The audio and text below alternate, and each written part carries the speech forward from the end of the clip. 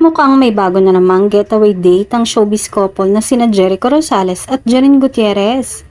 Sa Instagram story ng aktor na si Jericho, ay nagbahagi ito ng ilang mga larawan ng biyahe patungong Ilocos Sur. Sa Instagram story naman ng kanyang girlfriend na si Janine, ay may post din ito na isang lugar na mukhang White Sand Beach. Sa post na Echo ay mukhang sa Ilocos Sur ang punta nila, ngunit hindi naman pinakita kung sino ang kasama niya. Tanging mga magagandang tanawin lang ang ipinost niya.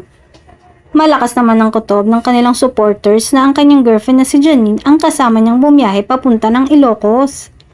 Talagang nakakatuwa lang itong si Echo dahil kasama palagi si Janine sa mga lugar na gusto niyang puntahan. Mukha ngang nakaka-relax ang mga lugar doon at paraan din siguro nila ito para makapag-date or bonding nang sila lang habang may free time. Abang-abang na naman ang mga tagahanga ng magjowa sa susunod nilang ipopost sa date na yun sa Ilocos Sur.